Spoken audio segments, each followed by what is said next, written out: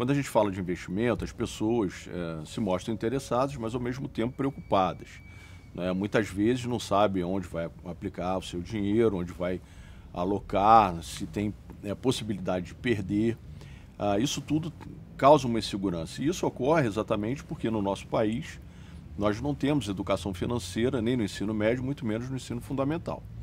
E é algo importante, porque a gente está planejando financeiramente a nossa vida, o nosso futuro, fazendo pé de meia para quando a gente for se aposentar. O tema investimento ganhou muita relevância recentemente, quando o Banco Central do nosso país começou a reduzir as taxas de juros de forma muito importante. Se nós pegarmos em 2011, a chamada taxa Selic, que é a taxa de referência do nosso mercado, ela estava em torno de 12 e pouquinho, e agora ela está num patamar de 7,25, ou seja, é uma taxa muito baixa para o padrão brasileiro, apesar de ser uma taxa alta para padrão internacional. O problema é que isso vem dando uma dor de cabeça para os investidores, porque a taxa Selic, ela influencia no chamado CDI, que é o que referenda a maioria dos investimentos de renda fixa no nosso país. Então, os investidores estavam acostumados anteriormente, há um tempo atrás, de ganhar 1% ao mês, agora você está ganhando liquidamente 1% ao ano.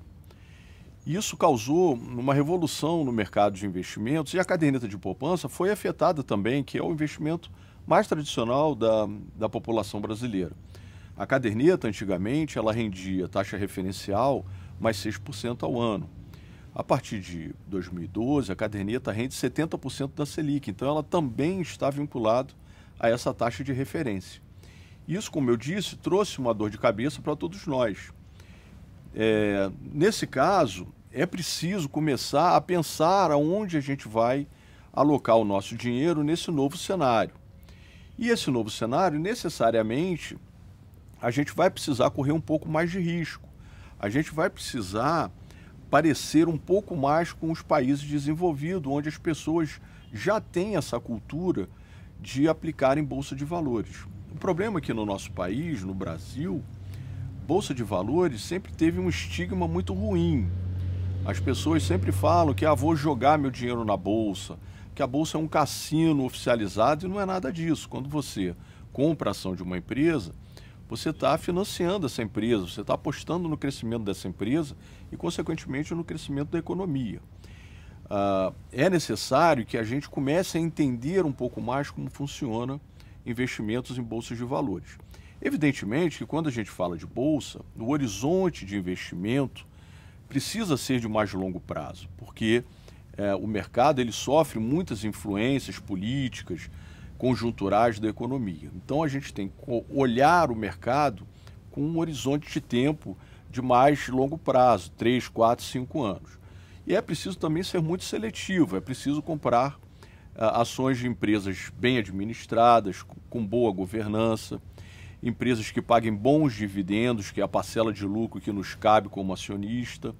É preciso participar de empresas que estejam em setores da economia que, em geral, crescem junto com o país, né? O país cresce pouco nos últimos anos, mas é provável que a gente comece a ter um desempenho um pouco melhor a partir de 2013.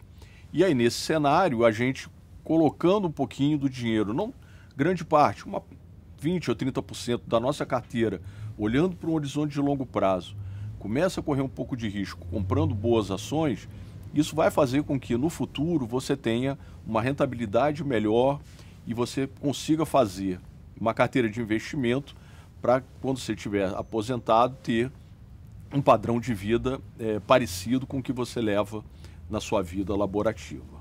O iniciante, ele deve procurar entrar no mercado de renda variável, no mercado de ações, através de clubes ou fundos de investimento. São gestores capacitados que que fazem estudos das empresas para saber se as empresas valem a pena, e é a porta de entrada, em geral, para quem quer iniciar-se no mercado de renda variável. Hoje em dia, as pessoas podem comprar ações através de corretoras porque tem a facilidade do home broker. Home broker nada mais é do que você operar no seu computador, no seu laptop ou no seu desktop você comprar e vender. Tem muita gente fazendo operações diretas na Bolsa, mas fica um pouco esse problema de será que eu estou comprando uma empresa que realmente vale a pena? Será que não existe muito risco?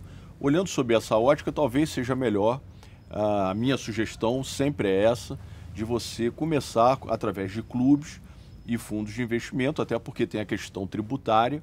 Quando você compra ações, você precisa pagar imposto de renda. A Receita Federal ela fica muito em cima das pessoas que operam bolsa, e quando você faz isso sozinho, você tem que fazer o recolhimento do seu imposto. Quando você faz isso por clube ou através de fundos, é a instituição do clube ou do fundo que recolhe imposto de renda para você. Existe um ranking feito pela Ambima e pela Ambid, são duas instituições que depois se fundiram, e existem muitos sites, né, isso é uma coisa interessante, muitos sites que fazem ranqueamento dos fundos e clubes.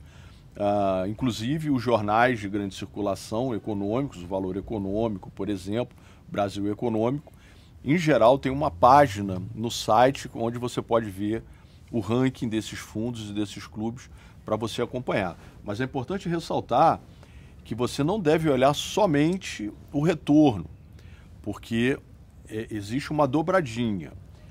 Qual é o risco que o gestor está correndo para te entregar aquele retorno? Muitas vezes você pode ficar interessado num fundo ou num clube porque ele está dando um retorno extraordinário, mas ele está correndo tanto risco, se houver um revés no mercado, você pode perder muito dinheiro, porque ele está correndo risco além do que ele deveria, além do que você deu mandato para ele correr no seu nome. E aí muita gente perde dinheiro sem saber do risco. Isso é algo fundamental hoje em dia. Não olhar só o retorno, mas olhar a dobradinha, retorno e risco.